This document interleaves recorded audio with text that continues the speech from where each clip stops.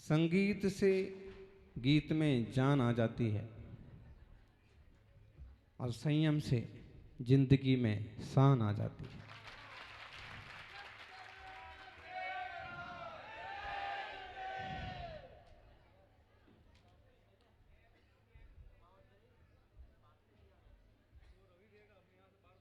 जिंदगी के रथ में लगाम बहुत है। जिंदगी के रथ में लगाम बहुत हैं। अपनों के अपनों पर इल्जाम बहुत हैं। जिंदगी के रथ में लगाम बहुत हैं। अपनों के अपनों पर इल्जाम बहुत हैं। इस शिकायतों का दौर देखता हूं तो थक सा जाता हूं। इस शिकायतों का दौर देखता हूं तो थक सा जाता हूं।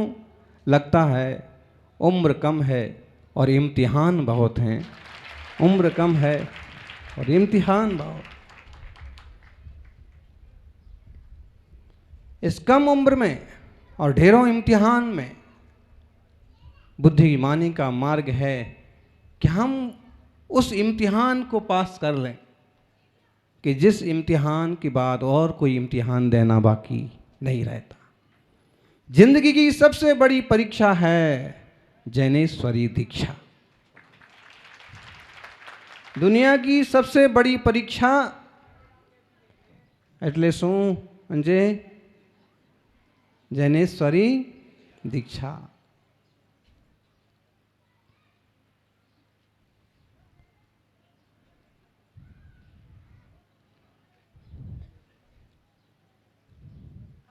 હવે જે હોणार તે હોणार પણ मी दीक्षा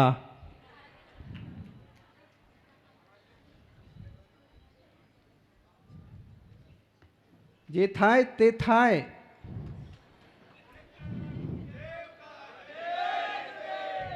પણ મારી दीक्षा પણ होवी જોઈએ कि तो जीवन में इम्तिहान ढेरों हैं। क्या करिएगा। 84 लाख योनियों 4 गतियों में इस जीव ने बहुत सारे इसी तरह के झंझट भोगे हैं। और अगर हम इंसान के पर्याय तक भी पहुंच गए हैं, मनुष्य भी हो गए हैं, तो भी जिंदगी के रथ में लगाम बहुत हैं। और इतने लोगों ने लगाम खींचे और फिर भी ये ऊपर आ गए। कोई भाग्यशाली जीव हैं। बहुत लोगों के लगाम खींचे। 25 दीक्षाएं होंगी, इतनी दीक्षाएं होंगी, उतनी दीक्षाएं होंगी। ये तो कल दोपहर को मालूम पड़ेगा कि अभी और कितने लोगों की लगाम खींची जाती है।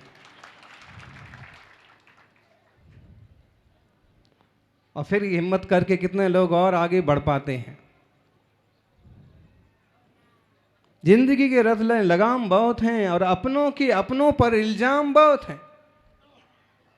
अपनों के अपनों पर मैंने तेरे लिए इतना सब कुछ किया, तूने मेरे लिए क्या किया। हमने आपके लिए तो बहुत किया, आपने हमारे लिए क्या किया बताइए। और ढेरों इल्जाम होते हैं। होने को तो इसी के इल्जाम हो सकते हैं कि लो ऐसी जगह जंगल में दीक्षा ली जहां तक हमारी ठहरने की भी व्यवस्था नहीं थी। बताइए। अरे उनको दीक्षा लेते वक्त ये तो सोचना चाहिए था कि हमारी मामा आएंगे जिनको एसी के बिना काम नहीं चलता है। हमारे काका आएंगे तो उनको कम से कम अच्छे शहर में दीक्षा लेना थी। अब होने को तो यही शिकायतें हो सकती हैं। क्या है। हम कहीं अच्छाइयाँ देखने जाते हैं तो अच्छाइयाँ दिखती हैं और हम बुराइयाँ देखने जाते हैं तो ढेरों बुराइयाँ दिखती हैं। जो संयम के मार्ग पर बढ़ते हैं, बढ़ने की कोशिश करते हैं, उनको उनके मिलने वाले ढेरों बुराइयां बताते हैं। संयम की भी और संयम के मार्ग की भी और संयमियों की भी। लो उन महाराज का मालूम है तुमको। मालूम है तुम्हारा वो जो उनका और उनका और उनका। और क्या है संयम में बोलो। एक बार भोजन करना कोई बच्चों का खेल है क्या। उपवास करना क्या मिलता है इसमें बताइए? नंगे पांव चलना, पांव छिल जाते हैं, घाव हो जाते हैं, क्या मतलब है ऐसे चलने से? और संयम की और संयमियों की जितनी तोहेनी की जा सकती है। रागी जीव, और जितना रागी होगा उतनी तेजी से और उतना परफेक्ट ढंग से वो बुराई करने की कोशिश करेगा। चूंकि धर्मात्मा होगा, धर्म की समझ वाला होगा, तो अंत में ये कहेगा कि बेटा मार्ग तो तुम्हारा बहुत बढ़िया है, लेकिन इसकी कठिनाइयां भी बहुत हैं। रास्ता तो तुमने बहुत अच्छा चुना है, जो रास्ता पीढ़ियों में किसी ने नहीं चुना, जो परिवार में आज तक बहुत कम लोग चुन पाए, वो रास्ता तुमने चुना है, लेकिन इसकी कठिनाइयां बहुत हैं। और उपसर्ग परिसर के मार्ग से चल करके ही कोई जीव मोक्ष तक पहुंचता है, आत्मशुद्धि तक पहुंचता है। आत्मार्थी सज्जनों,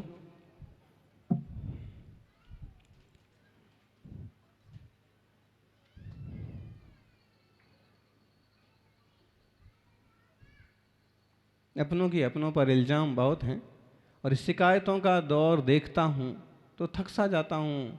इतनी शिकायतें होती हैं लोगों को एक दूसरे के प्रति, ढेरों शिकायतें होती हैं, और शिकायतों का दौर देखता हूँ तो थक सा जाता हूँ। लगता है कि उम्र कम और इम्तिहान बहुत हैं, और आजकल तो इम्तिहान यूँ भी बहुत होते हैं।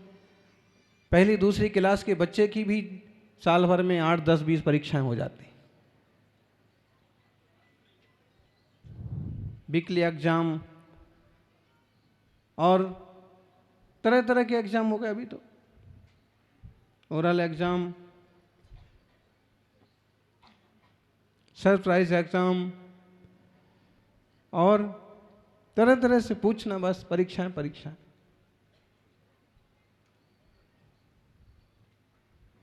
जिंदगी एक परीक्षा है, और इस परीक्षाओं से जो गुजर करके आगे बढ़ा उसकी ही दीक्षा है। रुकने टुकने वाले बहुत मिलते हैं, आपको तो अनुभव नहीं है, लेकिन जो लोग इस मार्ग पर चलने की कोशिश करते हैं, तो ऐसे ऐसे रिश्तेदार पैदा हो जाते हैं ना, ऐसे ऐसे कि आपने आज तक बचपन से लेकर 30 साल के हो गए, 25 साल के हो गए, और आज तक उनका चेहरा नहीं देखा, लेकिन अगर ऐसा कोई विषय आता है तो स्पेशली समझाने के लिए वो आते हैं, आपको प्रकट होते हैं। और आप कहोगे आज तक देखा नहीं हमने, नहीं, हम आपकी बुआ के, मामा के, काका के, चाचा के, ताया के बेटा के पोता हैं, और कुछ ना कुछ आप रिश्ता। और हम देखो, दुनिया बहुत बड़ी है, ज़िंदगी बहुत बड़ी है, तुम्हारा रास्ता, और समझाने जरूर आते हैं। विचित्र है, जिस राह पर चल करके जीव की शुद्धि हो सकती है, उससे रोकने के लिए बहुत जने समझाने आते हैं, लेकिन आपको निकालने के लिए केवल एक गुरु होते हैं कि भाई इधर आओ, उधर।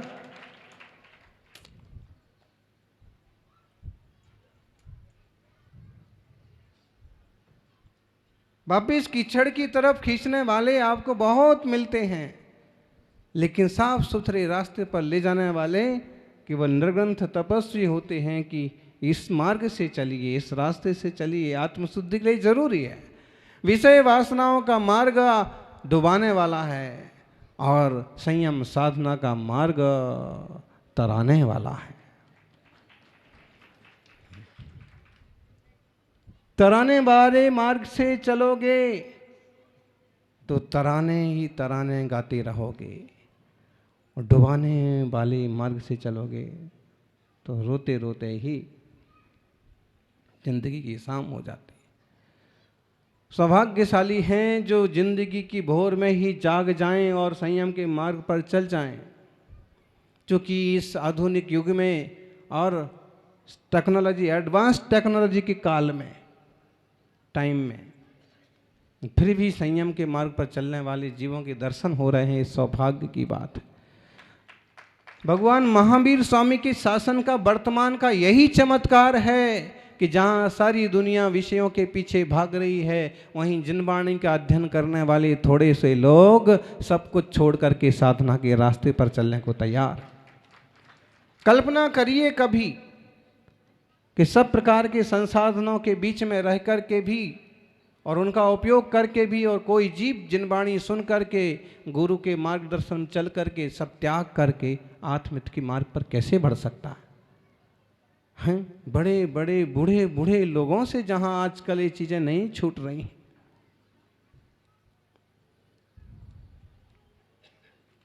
वहां पर 20, 22, 25, 30 साल वाले व्रती त्यागी तपस्वियों का दर्शन होना,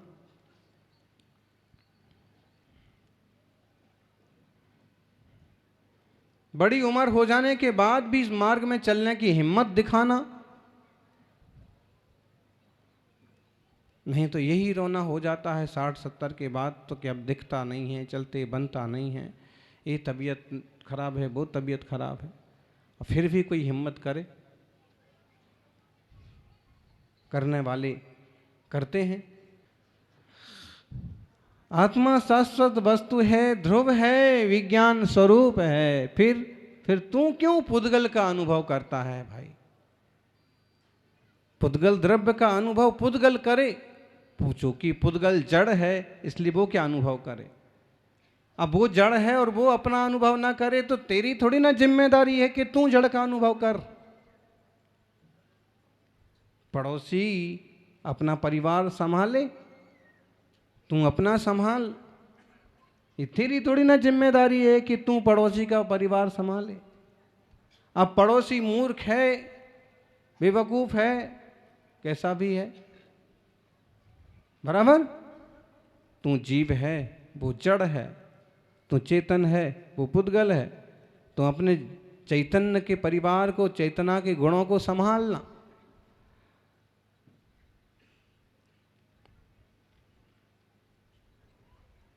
पुद्गल की सार संभाल में क्यों लगे, डिजाइन बनाने में क्यों लगे? सजने संवरने में इतना टाइम चला जाता है कि पूजा विधान को भी देर हो जाती है।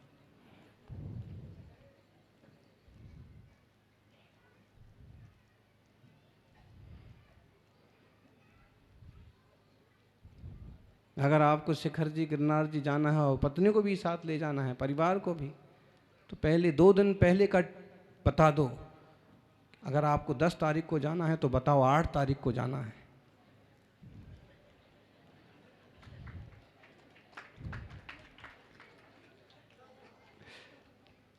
क्यों? 10 ही का 10 बताओगे तो आपकी गाड़ी चूक जाएगी। अब ये काम नहीं हुआ, वो काम नहीं हुआ।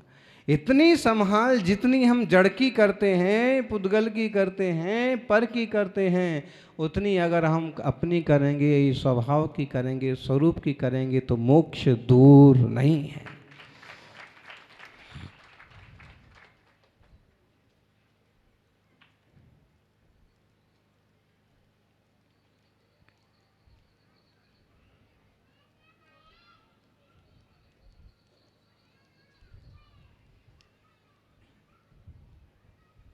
लेकिन हम दृष्टि ही नहीं देते उस तरफ।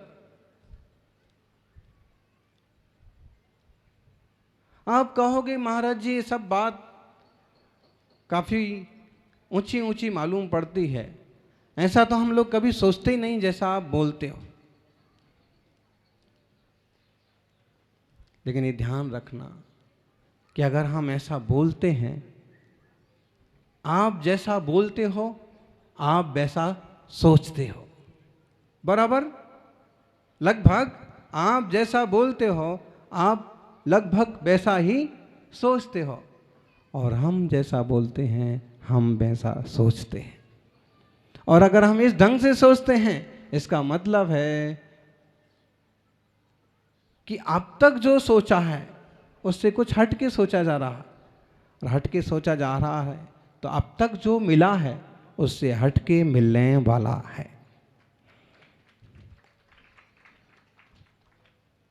मतलब है कि इन लोगों को समझ में आया है और आप लोगों को समझ में नहीं आया।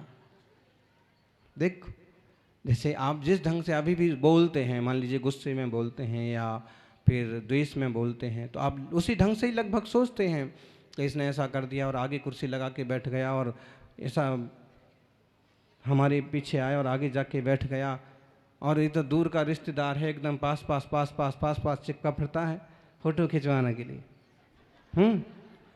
तो मन में आता है वैसे ही लगभग बोलते हैं। देखो, मन में हो सो वचन उचारिए, वचन हो सो तन सो करियो, बात है ना। तो उसमें ये कहिए कि रिजुता के लिए, सरलता के लिए, माने अच्छा मन हो, अच्छा वचन हो, अच्छा काय हो। लेकिन अक्सर कर लोग जो है जैसा मन में होता है वैसे ही वचन में और काय में आता है। जैसे आप गुस्से में हो, गुस्से में मन चल रहा तो आप गुस्से ही वाली बात बोल देते हैं। लेकिन वहाँ ये संदेश दिया है कि कोई कपटी लोग क्या होते हैं कि कपट करने वाले मन में गुस्सा है लेकिन भीतर से ऐसा दिखाएंगे कि कुछ नहीं है, और मौका पड़ते ही सीधा हमला करेंगे, ज़बरदस्त नुकसान करेंगे। तो वहाँ उस बात का मना किया है।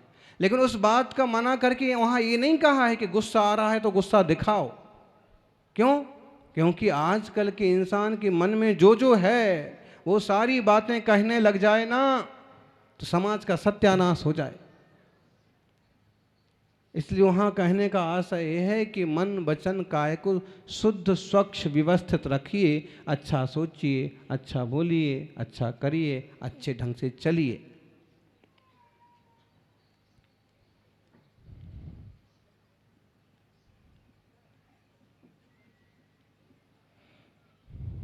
सज्जनों, ऐसे वीतराग जिन शासन की यह मंगलमय धारा है, हम सभी इस धारा में चलने का, बहने का प्रयास करें।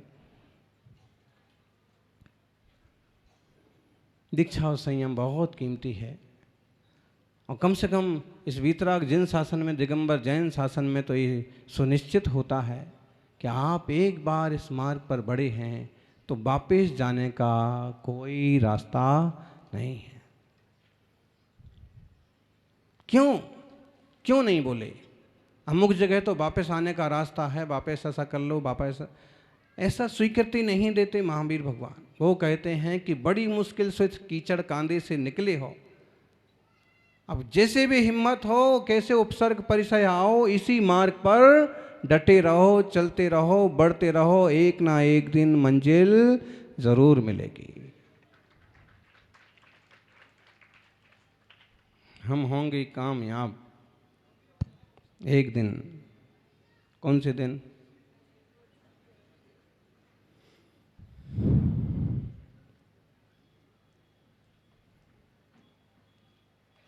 हम होंगे कामयाब एक दिन। कौन से दिन भाई? कौन से दिन का इंतजार कर रहे हैं? दशहरे के दिन कामयाब होंगे। जय हो। दुर्गा जी भी दशहरे के दिन ही कामयाब हुई थी।